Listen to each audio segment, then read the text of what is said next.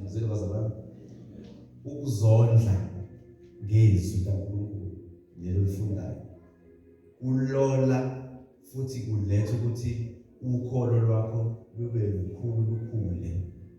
Haleluya. So kubalulekile ukufunda izwi kaNkulunkulu wagcina ukulifunda bese uyakholwa ukuthi lokho akushilo uNkulunkulu ezweni njengoba kunjalo. So uma ngesikhathi ulifunda uzondla ngalo uzibeka kwiposition yokwamukela lokho uNkulunkulu akubekele khona. Kuba easy ukuthi wamukele ungakabi nakho. Ngizwa zabantu. So ngalesikhathi uzi-expose ulifunda izwi ungalifundeli koshumayela. Ulifunda ukuthi uyazondla wena ngalo. Uzibeke endaweni engcono yokwamukela. Lithe iBhayibheli kuRomans 10:17 sekulela kakhulu. Ukukholwa kuza ngokuzwa izwi likaNkulunkulu. Haleluya. So ngamanye amagama ukuze umuntu kuthiwe uyamkholwa uNkulunkulu uyamethemba mhlawumbe ngibeke kanjalo loyo muntu bokwazi ukuthi usendaweni yezwi usendaweni enezwi. Ngangivumela ngifundise kancane bese siyathandaza. Haleluya. So ngesinto edlule sikhulume ngale ndoda eyashunyezwa uPaul. Uma ishunyezwa uPaul lithi iBhayibheli uPaul wayibuka wayibona ukuthi inokholwa ekade ingakazi zihamba kwasekuzaleni kwayo. Isho ukuthi yayikhubazekile. So ngesikhathi izwa uPaul eshumayela lithi iBhayibheli uPaul wabona ukuthi inokukholwa okuphunyiswa. Into eyenza ukuthi ikholwe ingoba yayisendaweni nezwi. So izwi likaNkulunkulu likwenza ukuthi ukukholwa kwakho kukhuphuke kunyuke. Ngesikhathi ulifunda umthemba kakhulu ngezinto asuke ezishilo kwena nangezinto ozidingayo wena kuyena.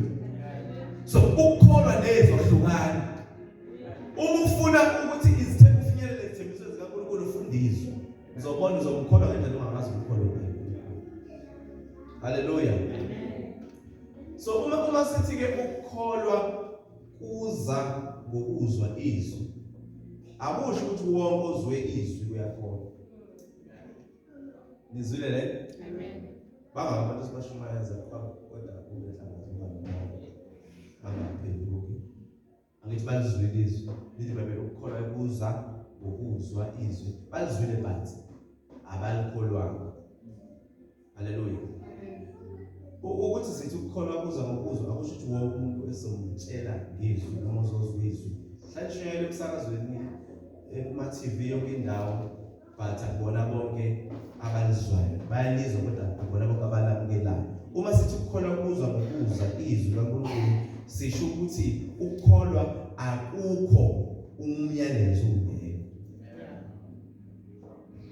Faith does not exist unless there is a message. So into eletha ukukholwa umyalezo. Kuna declaration of scripture esiyenza lamaviki adlule uIsaiah 53 uverse 1 uthi ubani owakholwa yesikuzwileyo. Ubani owakholwa yesikuzwileyo. Okuzwiwe kufanele ukukholwe uma uyizwi kaNkulunkulu. So ubani who have believed our message. Ubani okholwe yesikuzwileyo. So okusho ukuthi yizwi lelakhuluma ngalo abalizwile. Usebuza ukuthi ngoba usuke expect ukuthi once bezwa kufanele bakholwe. Uthi Paul ngiyakholwa therefore ngiyakhuluma. Praise God. So mama magama bazalwane ngesikhathi uzwa izwi umyalezo ulethwa kuwe oyizwi kaNkulunkulu. Into elindeleke ukuthi ukholwa wamukele ngokukholwa. Ngesikhathi wamukela bese ukukholwa kuyeza. Angenze isibonelo. Udinga impiliso. Ngesikhathi ufunda izwi iBhayibheli likutshela ngowesifazane owayenomopho. Ngesikhathi ulifunda uzwa bazalwane usalifundiswa ngathi sifunde ukubona.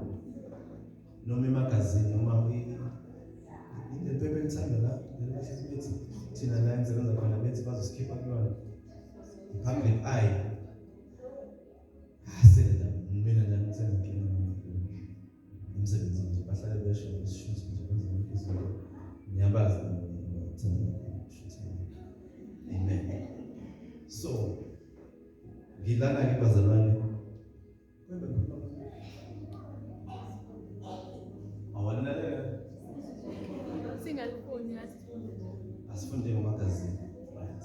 Ufuna ibiliso ngesikhathi ulifunda, ngesikhathi lithi iBhayibheli-ke wathi kuye kusho lowesifazane noma uma nje ningathinji umphetho wengubo yakhe ngaphilisi. Uyayifunda ngesikhathi uyifunda leyo yakho ukukholwa ngaphakathi kuwena ukuthi okay should nami fanele ngiyenze esondele kuJesu, not ngoba ngiphiliswa ngemisebenzi yami. Bese usuzwa esethi uJesu lezi iBhayibheli ngesikhathi uthinta wanqamuka umphetho, leyo nto fanele ngesikhathi ethinta umphetho wanqamuka umopho, leyo nto yenza something kuwena ngaphakathi, ikwenza ukuthi uNkulunkulu umkhole, uNkulunkulu uyaphilisa. So ukukholwa kuza ngokuzwa izwi likaNkulunkulu. So uma ufuna ukukholwa kuze kuwe iyezwini, uma ufuna ukuqeda ukungabaza iyezwini, uma ufuna ukuqeda ukwesaba iyezwini, ngoba ukukholwa kuza ngokuzwa. Wathi walokhu ulizwa njalo, balokhu ulizwa njalo, lokukholwa kuyakhula njalo. Same thing applies. Uma ungalizwa njalo izwi, uzolokhu uhlala uhlehle ekukholweni ugcine usekwesabeni, ngoba lezi zinto azikwazi ukucoexist. Kufanele ube khona ukukholwa. Uma ukhona ukukholwa ukwesaba, into yesabayo awucheck ukuthi izwi i-level yezwi ingakanani kuwe. Uma ukhona lento yisabayo nje ukuthi izokwehlela noma engenzeki, check i-level yezwi ukuthi ingakanani, ngoba uma ufika ezwini uzofika uthole lento ekuhluphayo, noma uzofika uthole ukuthi uNkulunkulu uthi maqondana naleyo nto leyo. Haleluya. Then bese umkholwe uNkulunkulu ukuthi wena uzokushiya ezweni lakho, and lapho usumbamba ezweni lakhe. Praise God. Haleluya. So kwivangeli likaKristu ke bazalwane, zonke izidingo zakho zihlakatshezwa ngokukholwa okuvela ngezwi. Ayikho enye into ezokwenza ukuthi ukukholwa kwakho kunyuke noma kube nokukholwa ngaphandle kwezwi. Whatever need onayo sihlakatshezwa ngokukholwa, lokukholwa okuza ngezwi. Futhi ayikho into ongayikhulekela bese ukukholwa kwakho uvele kwenye indawo ngaphandle ukuthi kuvele ezweni. Yonke into oyidingayo eyisidingo sakho izohlakatshezwa ukukholwa okuza ngokuthi ufunde izwi laNkulunkulu. Haleluya. So ngesikhathi uzodla ngezwi njalo namhlanje nakusasa, uzobona ukukholwa kwakho kukhula, uzogcina usukwazi ukwamukela izithembiso uNkulunkulu akubekele zona. Haleluya. Ezinye izinto asikwazi ukuzamukela ngoba asikho seduze nezwi. So as a result asimkhole uNkulunkulu ngazo lezo zinto. Kodwa ngalesikhathi silosiya kulona izwi, ukukholwa kwakho kuyakheka, ukungabaza kuyaphela, ukwesaba kuyaphela. Ngesikhathi lokuya everyday ezwini bazalwane, wakho ukukholwa kwakho, you build your faith through reading the word. You build ukukholwa kwakho through studying the word. You build ukukholwa kwakho ngokuthi uze konzweni uzwe ukukhulunywa ngokukholwa ukuthi le nkinga yakho ayikho ngaphezulu kaNkulunkulu. Ngesikhathi kusho kanjalo enhliziyo yakho kwenzekani kwakhe ukukholwa. Because uma iBhayibheli ukukholwa kuzwa ngokuzwa izwi, ukukhulunywa ngezwi elibhaliwe uphinde ukukhulunywe ngezwi elikhulunywe. Kusho ukuthi uyakwazi ukuthi ungene la kanti udepressed, ufike uzwe izwi elithi uNkulunkulu wokuthula, bese uphume usungona manje, uphume usungokhululekileyo. Amagama ukuba sendeni kaNkulunkulu, ukuba exposed to environment ezwi kuyakwenza ukuthi ube nokukholwa. Haleluya. Alibonge igama leNkosi. Kunenhlobo ezimbili zokukholwa. Kunokukholwa esikubiza ngokuthi okwemvelo, i-natural faith. Lokukholwa, uhlobo lokukholwa wonke umuntu bagumede unalo, i-natural faith. Haleluya. Yini natural faith? Bakulabazalwane ngesikhathi singena nje la uhlala phansi, abathe before ahlale phansi kwanyanga isitulo efuna ukusizwa ukuthi sistrong ngempela yini sizokwazi ukuthwala umzimba wakhe. Ukhona wenza lento? Akekho ngithi. Sonke sifike situlo sahlala ngithi. I-faith le. Angithi ukholiwe ukuthi lesitulo sizokwazi ukuthwala. But leyo faith, it's a natural faith. Nomhedeni unayo. Ayikho enough ukwamukela that kind of faith. I-faith natural. I-faith umuntu okholwayo nongakholwa onayo. Hallelujah. Umuntu ekufanele ethi uthola umsebenzi. Awudingi ukuthi uzuyobona lapho ukuthi ngempela uqashiwe yini. Ukholwa ngathi usikhathi utshela ukuthi uthola umsebenzi. That is natural faith. Mongibela ikhumbi awuyi kudrive ukuthi ngicela i-PTP, ngicela i-license, ngicela ukubona imoto ukuthi i-roadworthy yini, uvela uhlale nje uzuzumeke ukhona ukuthi uzofika la uyabona. That is natural faith. So leyo faith leyo wonke umuntu unikezile iyasiza ukuthi siphile. Ngoba uma ngathiwa sinayo ayimpela ngabe kunzima. Uma ngathiwa ayikho. Into ekwenza ukuthi uvuke ekseni isikhathi udilike embedeni ubeke inyawo phansi ukhole ukuthi umzimba uzokwazi ukuthwala. That is faith. That is natural faith. Hallelujah. Awucabanga uma ngathiwa ayikho leyo natural faith ukuthi before uhlale nje lapho ungaqala ukupress yonke into oyenza kusho ungaqala uyi-examine. So i-natural faith ke bazalwane ukukholwa kwemvelo. Hallelujah. Kwi-natural faith abukho ubudlelwane noNkulunkulu. Njengoba sithi natural faith eyawonke umuntu nongakholwa. So there is no relationship noNkulunkulu lokukholwa. So ingakufanele ungahlali kwi-natural faith. Ngoba akusiye yakho i-natural faith. Eyokuthi uphile. Hallelujah. Praise God. Bese kuba control lesibili lokukholwa olubizwa nge-Bible faith. Bible faith. Ukukholwa kwethu. It is divine. It comes from the throne of God to your heart. Uhlobo lokukholwa ilolo olusuka kuNkulunkulu luze enhliziyweni yakho. Bazalwane, sikholwa uNkulunkulu ngenhliziyo. Yenzeni bazalwane? uNkulunkulu umkholwa ngenhliziyo hayi ngengqondo. Ukukholwa uNkulunkulu nokumethemba okwenhliziyo akusikona okwengqondo. Kwingqondo kunama emotions. Ama-emotions changes. Mhlazane eshintshile imizwa yakho uzongamkholwa uNkulunkulu umkholwa ngengqondo. Ukukholwa kwenhliziyo lithi iBhayibheli umuntu uyavuma ngomlomo. Right? Akholwe ngathi ngenhliziyo bese kukusindiswa akakholwa ngengqondo. Asimclaim uNkulunkulu ukukholwa okwenhliziyo. Praise God. So uma sithi umuntu uyakholwa uJohn Wesley uyehlukanisa lento uthi ukukholwa noma substitute yokukholwa khona into ebizwa ngokuthi mental assent. Amanje okukhamba ama-feelings nangengqondo ukuthi ngifila kanjani. uNkulunkulu ibandla namhlanje limkholwa ngengqondo ukuthi ngalifunda izwi ngiyalazi dlule ekulazini lifake enhlizweni. Dlule engqondweni lifake enhlizweni. Dlule kwazi namavesi amaningi faka ivesi enhlizweni ulikholwe. Hallelujah. Alibonge igama lenkosi. Abantu bayabona okushiwo yizwi futhi bakukholwa kodwa abaninkinga bakukholwa ngengqondo. Asimuveni from ekukholweni ngengqondo sikholwe ngenhliziyo. Cela sifunde Mark 11 verse 23. Mark 11 verse 23. Cela ngifundele sinene ngifunde nje ngeBhayibheli lesizulu. Mark 11 verse 23. Ukholwa ngenhliziyo.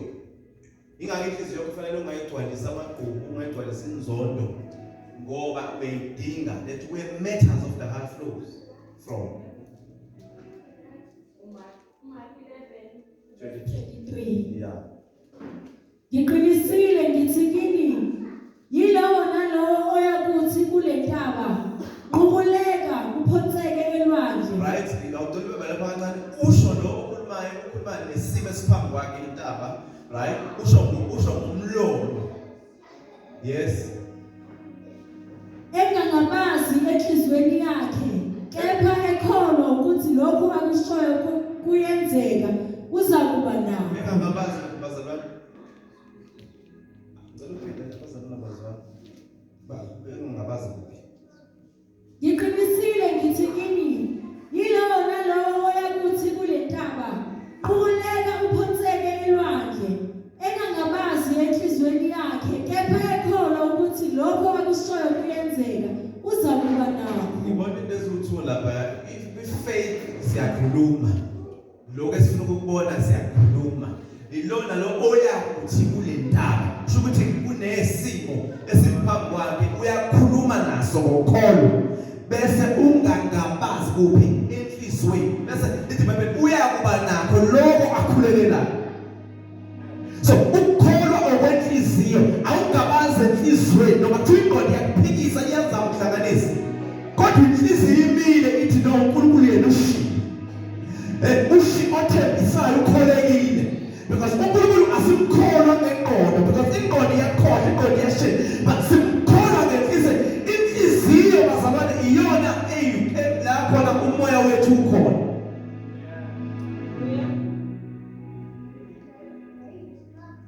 Uyakuthi kule ntaba ungangabazi enhlizweni not engqondweni. Enhlizweni. So ekholweni you first believe then receive. You first believe. Awukwazi ukwamukela ungakholwanga.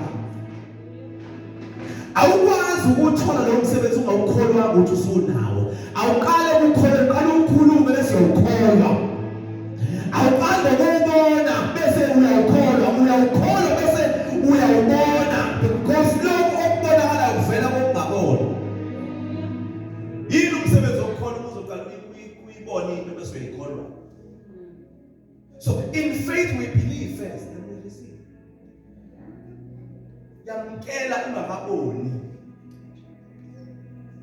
Ufuna verse 24. Ngalokho ngizithini, konke enikukhulekelayo nenikucelayo, kholwani ukuthi nikwamukele. Kholwani ukuthi nikwamukele. Awukholwa ngoba usuqeda ukucela, ukholwa usacela. Awukholwa ngoba usubona isayini yokuthi kuzokwenzeka, ukholwa usacela.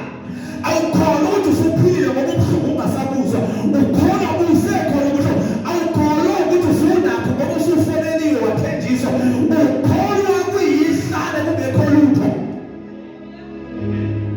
Ukholwa kusebenza umusubona. Lithi iBhayibheli nanoma yini eniyicelayo, futhi ngalesikhathi ucela ukuthi baba you believe. Ngesikhathi ufika ku-amen usukholwa imvelo ukuthi unakho, hayi ukuthi uzoba nakho.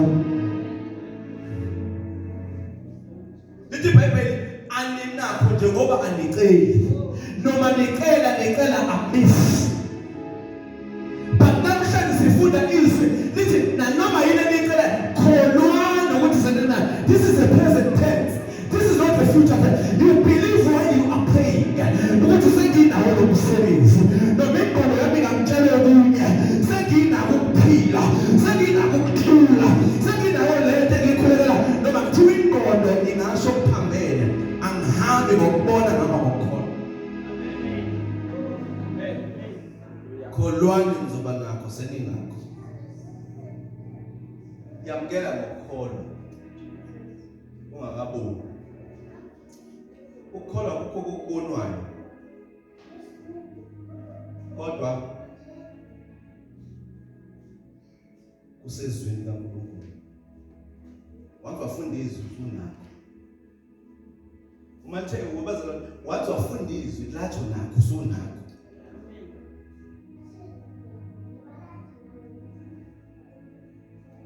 Asibuke example yalabo bantu abawu2. Ngikhuluma ngokukholwa kwengqondo noma kwemvelo. Lokho ukuthi ngihlala esitulini wakholwa ukuthi sizokwazi ukuthwala inkonzo yonke. Ukukholwa kwemvelo. Wena udingeke ukukholwa, dlula ngokukholwa. Uyeke lokho eBhayibhelini. Kunabantu abawu2. Lo oqala wayinaloko kwemvelo. Let's go to John 20:29. Lokho kwemvelo uthi ngifuna uqale ngibona bese ngikholwa. Ngifuna isayini qala ukuthi lento ikhona ithemba ukuthi izokwenza bese ngikholwa.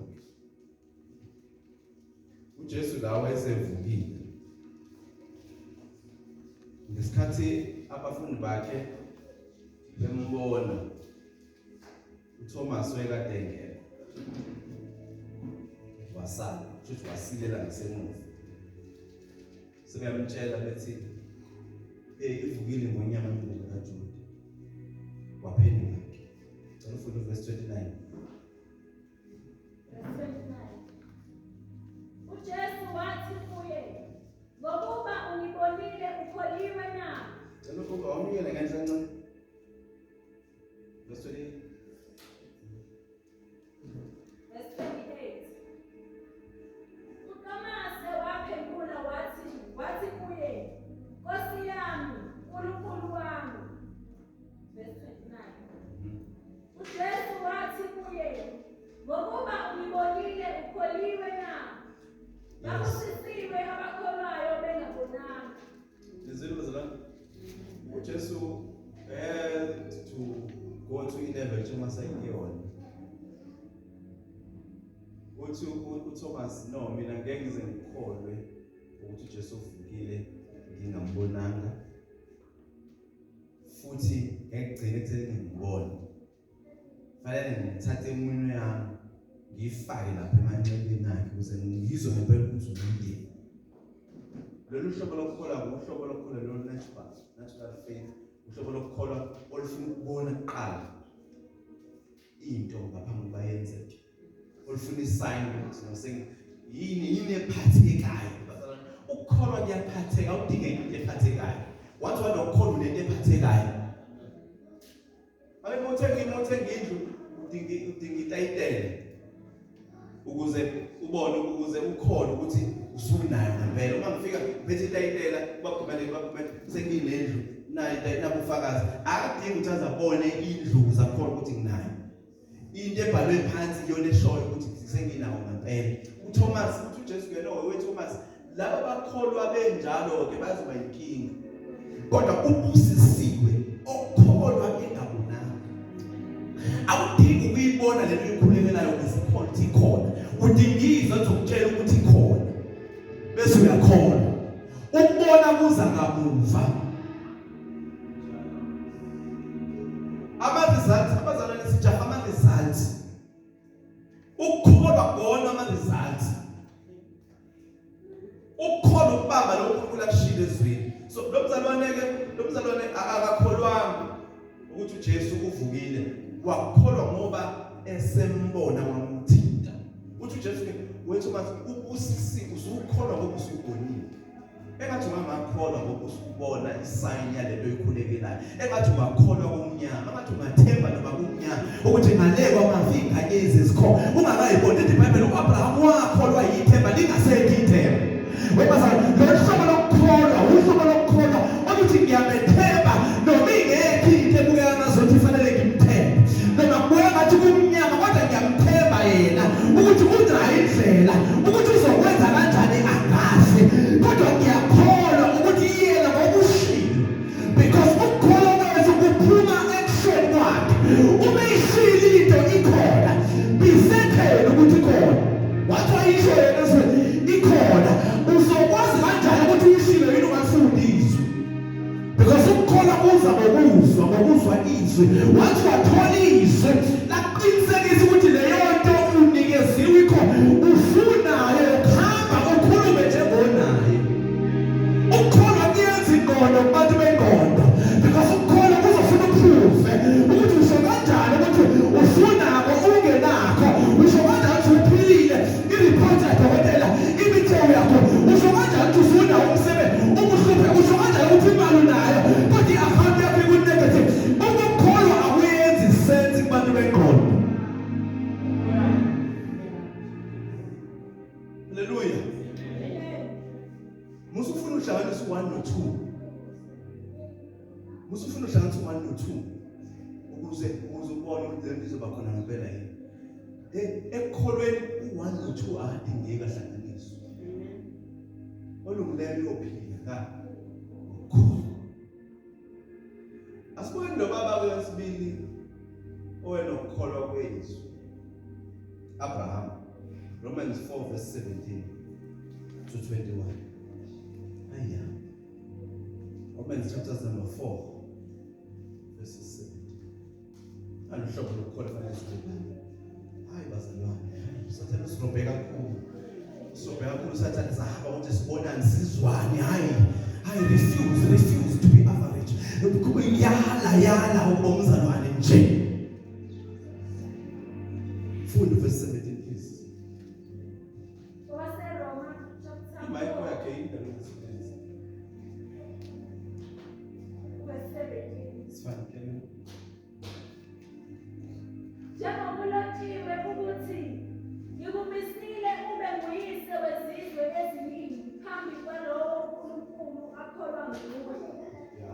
Yena ophilisa abafileyo nobiza ongekho ngokungathi ukhona. Njengalokhu kade ngilotshiwe ukuthi ngikumisile Abraham ukuthi ube uyise wezizweni. Kusho ubani? Kusho umuntu ongenayo ingane. Umisiwe ukuthi abe uyise wezizweni. Wabazalwane, leyo nto wawungayikholwa wena. Ukuthi ubaba wezizwe kodwa unayo ingane. Izokhamba ngaphi lezizwe? Uyayibona inkinga uAbraham ayibhekene nayo. Uthi njengoba kulotshiwe, kusho ukuthi ngaye ngasho ukuthi uzoba ubaba wezizwe yini? Bazalwane. Lo baba noma kuthiwa lento wayexoxe exoxela abantu, bangazathi uyagula ngekhaya ukuthi usho kanjani uzoba ubaba wezizwe eziningi? Wesizwe umdala, unkosikazi wakho umdala, ayikho ingane, kodwa wena uthi uzoba ubaba wezizwe eziningi kanjani? Abantu bengono bathi kuyokwenzeka kanjani? Kodwa abantu bokukholwa bathi kuzokwenzeka ngenxa yokusho kwakhe.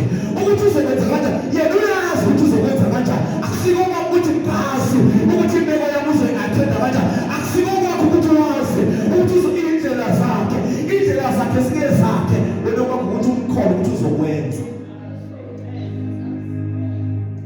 How is not for you. How is not for you. Ukuthi uzokwenza kanjani akusiko kwakho. Wena hamba ngokukholwa, ukholwa uNkulunkulu entweni ayishilo. uNkulunkulu wakhuluma noAbraham wathi wena uzoba ubaba wezizwe eziningi. Uthi uAbraham wayeNkulunkulu, inceku yawo Eliyaza, kushuthi uyena lo ozothatha over inzalo yakhe. uNkulunkulu no, angisho inceku yakho mina, ngizophuma ukhaleni lakho uyena. Kusho umuntu osemdala. He did not stay God. Ezithembisweni zikaNkulunkulu akazanyakaze ezithembisweni zikaNkulunkulu bemhleka bekhuluma ngabe bese bedela ikhehla libona ukuthi liyini kodwa wama ezithembisweni wathi ngoba yena ushilo ngakuthiwa naniboni kodwa yena ngokushilo. Umuntu wokukholwa akahambi ngokuthi abantu nembono yabantu ithini. Uphinde futhi verse 17. Njengokulotshiwe ukuthi ngikumisile ube nguyise wezizwe eziningi phambi kwalowo uNkulunkulu akholwa nguye. Yena ophilisa abafileyo. Okay, lo uNkulunkulu ke usemchaza ukuthi wonjani. Ophilisa abafileyo bese zenyanini number 2. Nobiza ongekho ngokungathi ukhona. Obiza ongekho njengokungathi kukhona lo uNkulunkulu. uNkulunkulu wambiza Isaka engekho kwangazathi ukhona. Bese awubize lento ekhulekelayo kungazathi khona. Akuyikholwa uyibhale phansi kuzangathi khona. Akuyiphethe edobeni kuba ngathi khona. Akuyikhulule phansi kwabantu kuba ngathi khona. Akuyitshela ingqondo yakho uyi-educate ngalento ekhulekelayo kuze kube ngazathi khona. Kuba ngathi khona. Lithi Bhayibheli uNkulunkulu obiza izinto engekho njengekhona. Uyiphathe license yakho ingekho. Uyiphathe i-degree yakho ingekho. Uyiphathe umsebenzi wakho ungekho. Because once iyakhona engqondweni izosuka engqondweni yethiswe bese iyabonakala iyamanifesta. Ayidingi ukuthi ibonakale kuqala ukuze ikhona. Idinga ukuthi ube nayo ungakabi nayo. Idinga ukuthi ube nayo ungakabi nayo. Umufunayo asikho isidingo sokuthi uyikholwe. Iba nayo ungakabi nayo. Ibambi ingekho. Bakubuza ukuthi iphi ukuthi ikhona. iba naye ingakabi khona. Iba naye ingakabi khona ukuze ube naye. Ngicela ukuthi iba naye ingakabi khona ukuze ube naye. Confusing, eh? Iba naye ingakabi khona ukuze ube naye. Kodwa once nawe ungayikhona ukuthi khona ngeke ibe khona. Ngeke ibe khona. Hallelujah. Verse 18. Owathi kungekho themba wakholwa ngethemba. Ithemba lalingekho ukuthi ingane yonke ibe khona ku-Abraham. Kodwa wathi ngoba uNkulunkulu ushilo futhi lokho ukukhuluma kwakhe akuvele engqondweni yami akuyonto engiyicabangela lithi wakholwa yithemba lingasekho ithemba. Wakholwa yinto ingekho into eyisayini ukuthi izokwenzeka. Ukuze abe nguyise wezizwe eziningi, njengalokho okwashiwo ukuthi yoba njalo inzalo yakho. Verse 19. Engabanga buthakathaka ekholweni wabona umzimba wakhe wokusuka. Akazange abe njani? Akazange abe buthakathaka ekholweni. Futhi noma ubheka umzimba wakhe, umzimba wekhe ewubuka ukuthi lo mzimba wona usukugile futhi awusenako okwabantu besilisa mhlawumbe. Kodwa ngizobheka umzimba ukuthi unjani. Ngizobheka lo shilo ukuthi yena unjani. Ngoba awubheki isimo ukuthi sinjani. Ubheka lo okhulumile ukuthi unjani. Lithi phela umzimba wakho omdala, he did not consider his own body. Awushaya ngazathi awukho. Awushaya izimo engathi azikho. Awushaya iy'thiyo engathi azikho. Awushaya iy'nkinga engathi azikho. Awushaya ama-challenges engathi awekho. Kodwa ubheke ukuthi ushilo yena.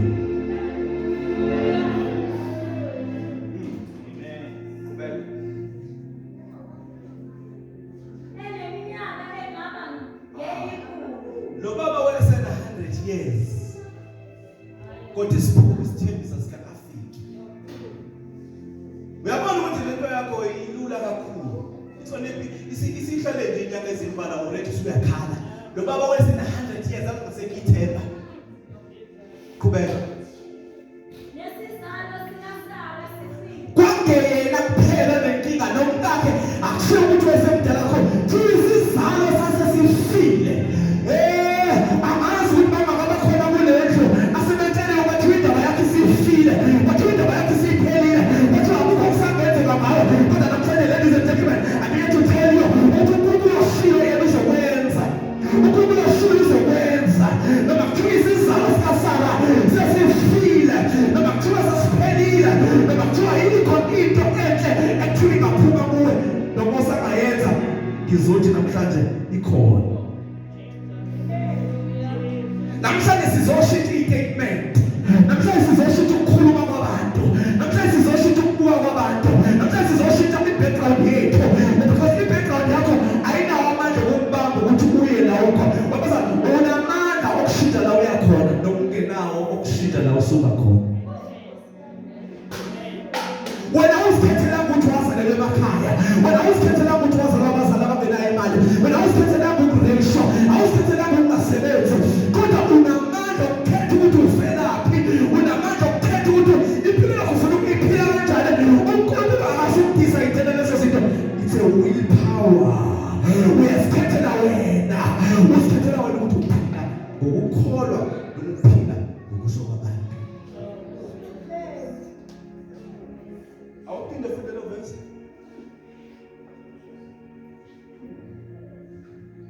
Owathi kungekho themba wakholwa ngethemba.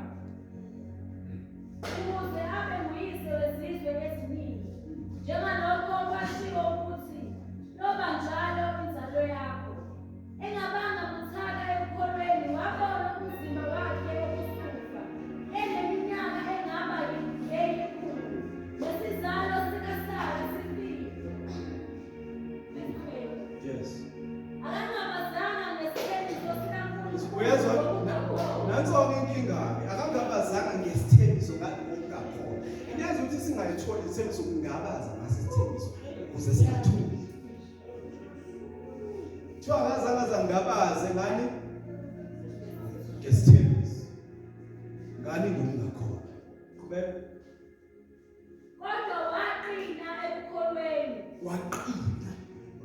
Bengeke kushiwo ukuthi waqina kade kulungile. Usho kanjani kuthiwa konje uqhamuka ngathi ngiqina kwakho. Futhi khona into edlula kuyona. Futhi sazi umnetho Abraham. Kodwa lithi bebe waqina ekukholweni. May you be strong in faith. Ungathi waqina ekukholweni. Asemthethweni. Ungathi waqina. Lokho ofisa kwenzele khona ngathi waqina umkhono. Uthi wena ngawushiya. Uzobamba ezweni lakhe. Qhubeka, lesithweni kwesibandana before. Kodwa waqina ekukholweni. Elila uNkulunkulu udumo. Uyabona ukuthi siyatsalindile wenzani? Wemnikude. Ngiyacabanga ukuthi mhlawumbe wayembonga ukuthi baba ngiyakubonga ngentodana. Iphi intodana? Ayikho intodana. Kodwa lithi wayembonga uNkulunkulu. Ngesikhathi elindile. Awukuthi ulindile ukumbonga. Awuye kubalisa ukumbonga. Ngesikhathi umphakamisa uyayiletha. Bathi ke laba abahlangile. Ngesikhathi uAbraham ekhuphuka indodana yoyinikela ngaphi intaba. Bathi noNkulunkulu onke adasale ekhuphuka naye. Bahlangana phezulu. Haleluya. Haleluya. Akumdumise usemnyama. Umbongo kalento efunayo.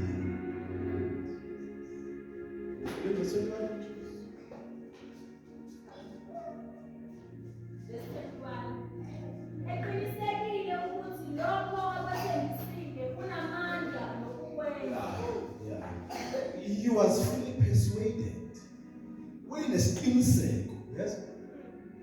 Ukuthi lokho kuthembisile. Into kade ngisho ukuthi noma kuthiwa kwakufika bani, afika thini. Wafika thina. Kodwa mina nginesiqiniseko sokuthi yena ushilo. Noma nina ngathi umuntu akakhulelwe eseno99 kodwa yena ushilo. Noma ngathi onjengami akaqashwa kodwa yena ushilo. Noma ngathi ke kodwa ungafundanga njengami kodwa yena ushilo. Noma ngathi kodwa onenkinga njengangezami akavamisile ukusafanisa lesine kodwa yena ushilo. Lithi Bible uAbraham wahlala esithembiso sikaNkulunkulu wathi yena ushilo. Lithi Bible he was fully persuaded and convinced to call him lo mthembiso.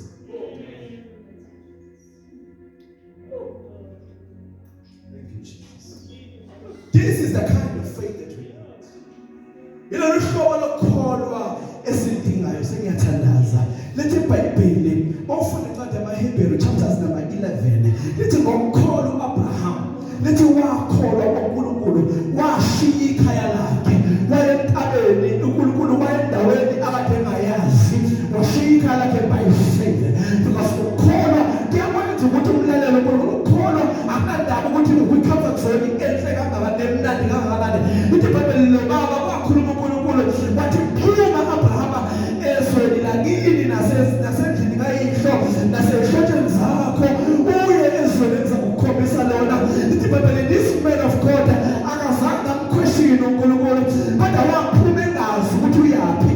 Wephuma nje uhamba ngani Abraham angihambi ngokubona ukuthi la ngiyakhona kanjani kodwa ngihamba ngokukholwa ukuthi yena ushilo ngalithemba izwi lakhe.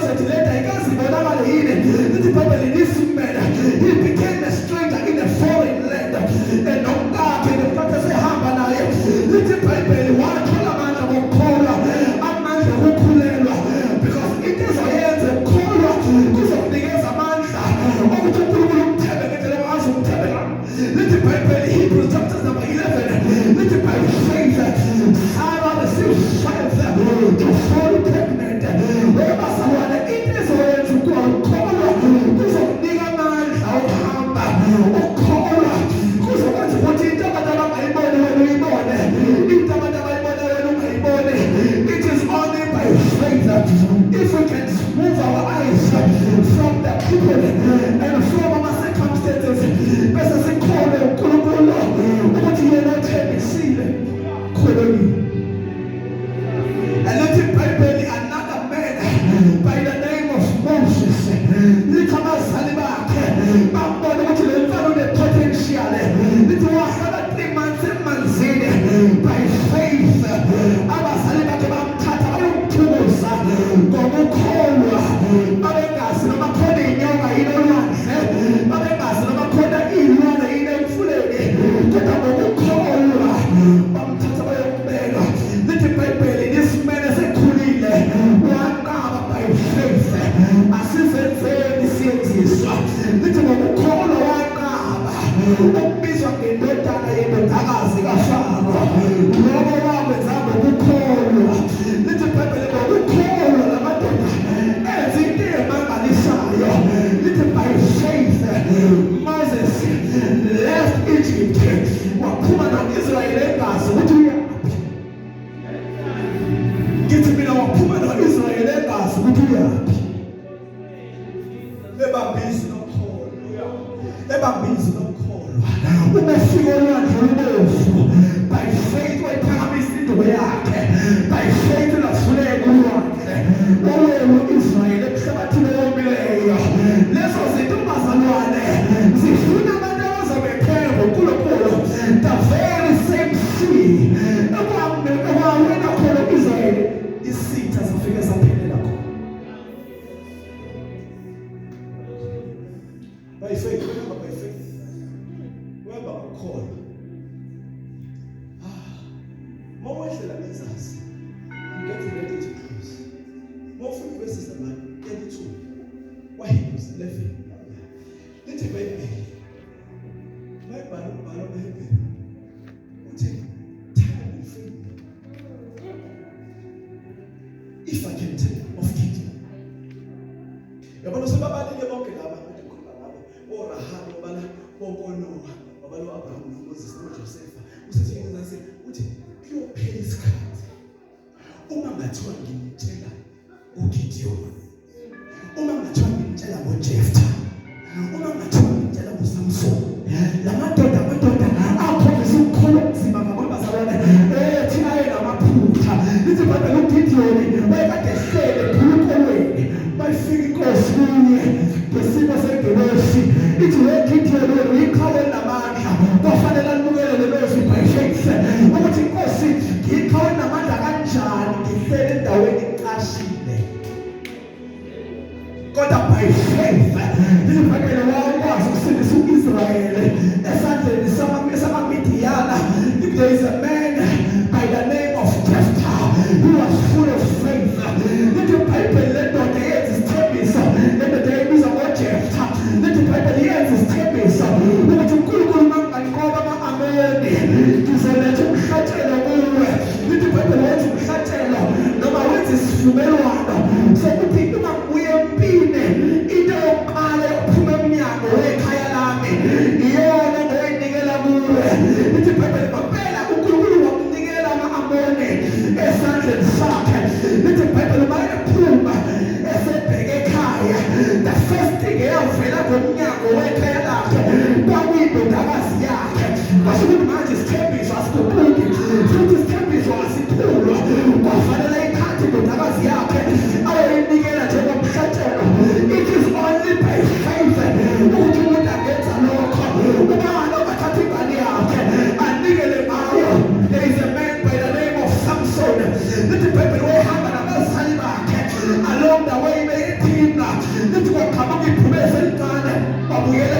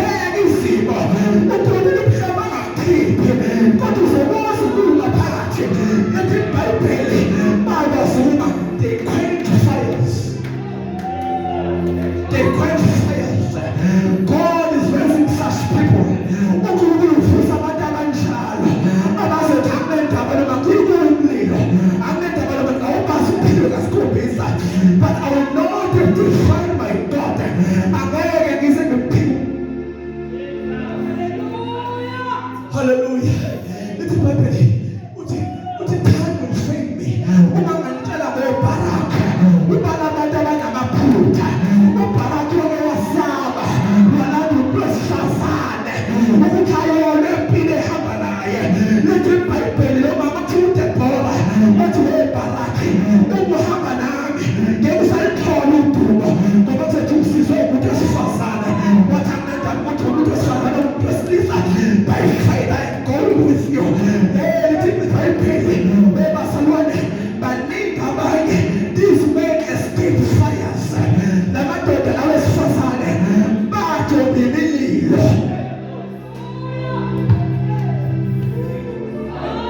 Bajoba imililo. Kodwa lithi iBhayibheli lithi bona bathe emthatheleni benziwa ngabalana banamandla. Awusamhlole esekhipile imfihlo yamandla akhe. Kodwa lithi iBhayibheli uNkulunkulu wangamshiya, uNkulunkulu wamnikeza amandla amasha. Zaqala zahluma inwele, waqala wamkholwa futhi uNkulunkulu. Lithi iBhayibheli abantu ababulala esaphila babe bancane nalabo ababulala esefa. Time will fail me. Uzathi umbhalo wamaHebheru uthi umhlaba mawubabuka bonke nabekhuluma ngabo, lithi wazi wathi umhlaba awusifanele, akufanele ukuphila kithi. Hambane.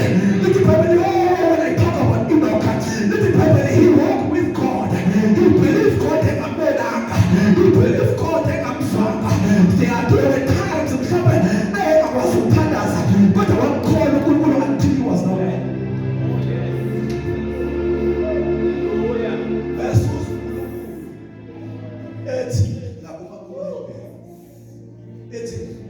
He is not ashamed to be called their God. Hey, God is raising such people of radical faith. Abantu bokholwa onkunzi ayihlezi, abathi siyaphambili, noma bangakhona abanye, noma bangangakho abanye, noma bangakhuba, noma bangakuhleba, kodwa ngibuyele emuva. Ngiyamkholwa.